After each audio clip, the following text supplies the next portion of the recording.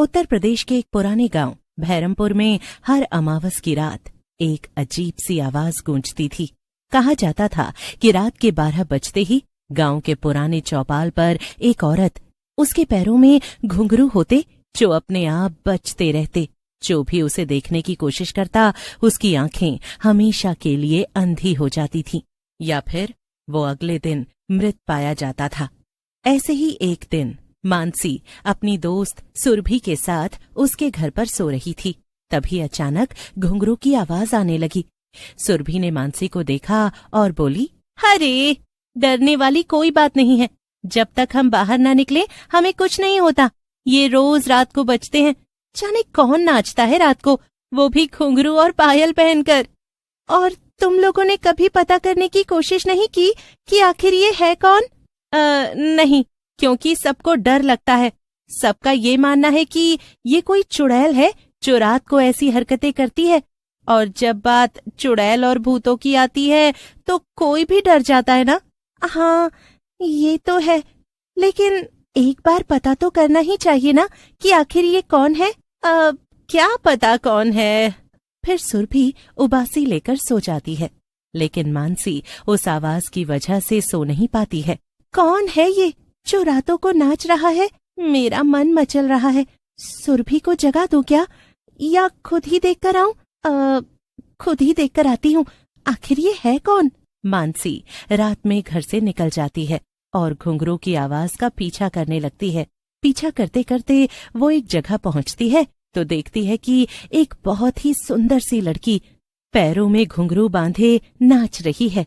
ये तो कितनी सुंदर है, खामखा इसको बदनाम किया हुआ है कि ये कोई चुड़ैल है। थोड़ी देर बाद मानसी देखती है कि वो लड़की नाचते नाचते जोर जोर से रोने लग जाती है। अरे अचानक इसको क्या हुआ? ये रोने क्यों लग गई? जाकर पूछो क्या? मानसी उसके पास जाती है और वो लड़की सर झुकाए रो रही होती है। मानसी धीरे से पूछती है, क्या हुआ आपको? आप इतना अच्छा डांस करती हैं, फिर अचानक रोने क्यों लगी?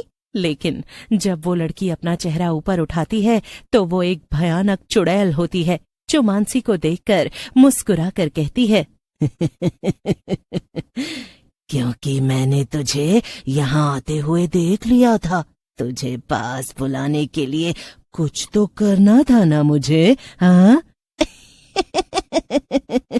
बोल, अच्छी एक्टिंग कर लेती हूँ ना, हाँ?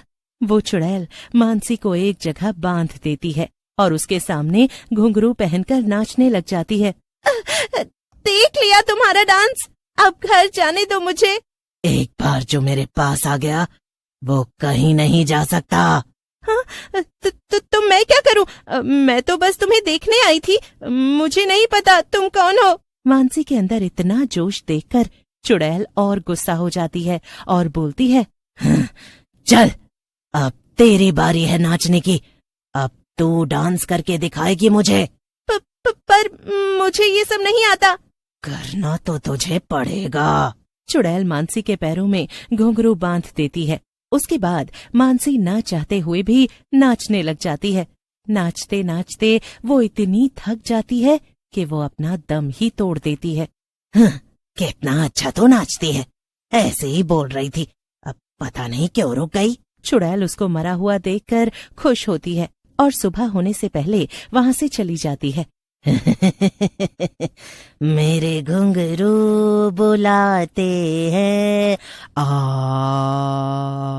मैं नाचू तू नचा।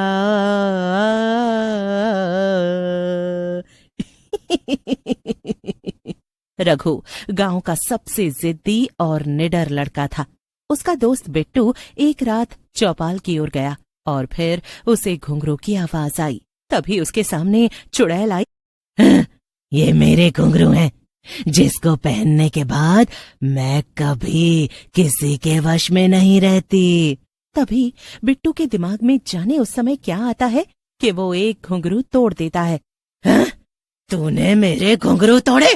चुड़ैल बहुत गुस्से में आ जाती है तो चुड़ैल चिल्लाती है और उसको जिंदा ही जमीन में गाड़ देती है। उसके बाद बिट्टू कभी वापस नहीं लौटा। रघु ने तय किया कि अगली अमावस को वो अकेले चौपाल जाएगा। वो दिन भर खाट पर लेटा रहा और रात के ठीक 11 बजे उठकर चल पड़ा। उसके हाथ में एक पुराना ताबीज दादी ने दिया और बोली, अगर तुझे कुछ भी असामान्य दिखे तो इस ताबीज को मुंह में रख लेना। रघु चौपाल पहुंचा। चारों ओर सन्नाटा था और फिर शुरू हुई घुंघरू की आवाज। रघु कांप गया। चौपाल के बीचों बीच धुआं उठा और उसमें से निकली एक चुड़ैल। उसने नाचना शुरू किया और हवा में तांडव मच गया। रघु एक कोने में छिपा ताबीज को मुंह में डाले सब देख रहा था। रघु दबे पांव वहां से निकलने लगा, लेकिन तभी एक घुंघरू उसके पैरों से टकरा गया और आवाज आई, तूने मेरे नृत्य को देखा? रघु जड़ हो गया। उसकी आंखें लाल होने लगी, लेकिन तभी उसका ताबीज जोर से चमकने लगा और चुड़ैल चीख पड़ी, वो ताबीज मेरे शाप को रोक रहा है। मैं कमलिका हूँ। मैंने किसी का क्या बिगाड़ा था? सिर्फ नाचती थी, भक्ति करती थी, लेकिन उन्होंने मेरी आत्मा को कैद कर लिया, मेरे घुंघरू चुरा लिए। जब तक कोई मुझे मेरे घुंघरू वापस लाकर नहीं देगा, मैं हर अमावस को नाचती रहूंगी। कमलिका, तो मैं आपके लिए क्या कर सकता हूँ? मंदिर के पीछे एक पीपल का पेड़ है, वहां खुदाई कर। मेरे असली घुंघरू वहीं दबे हैं, उन्हें मेरे पांव में पहना दो, मैं चली जाऊंगी। रघु अगले दिन सुबह उठते ही मंदिर गया। पीछे पीपल का पेड़ था, वहां उसने खुदाई शुरू की।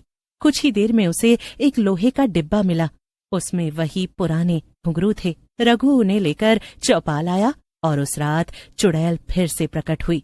उसने घुंघरू उसकी तरफ बढ़ाए। कमलिका ने धीरे से उन्हें अपने पैरों में पहना। कमलिका मुस्कुराई, अब मैं जा सकती हूँ, और उसकी आत्मा आकाश में विलीन हो गई। 1 साल तक सब कुछ शांत रहा, लेकिन फिर एक नई अमावस की रात आई और एक नई आवाज।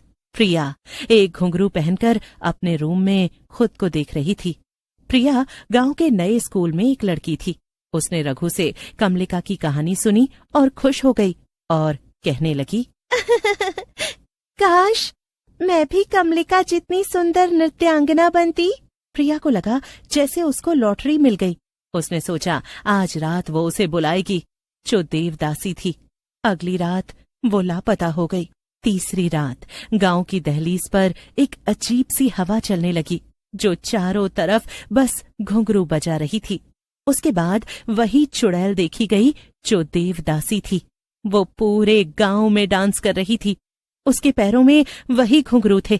चुड़ैल ने एक साथ काफी लोगों को मारना भी शुरू कर दिया। चुड़ैल को किसी को छूने की जरूरत नहीं थी, बस उसके नृत्य को करने भर से ये शाप फैलता था। रघु ने आंखें बंद की और अजीब टेढ़े मेढ़े स्टेप्स में उल्टा नाचना शुरू किया। नहीं, ये नृत्य नहीं, ये मेरा अपमान है। फिर उसने घुंघरू उठाकर आग में फेंक दिए। चुड़ैल की आत्मा एक बार फिर धुएं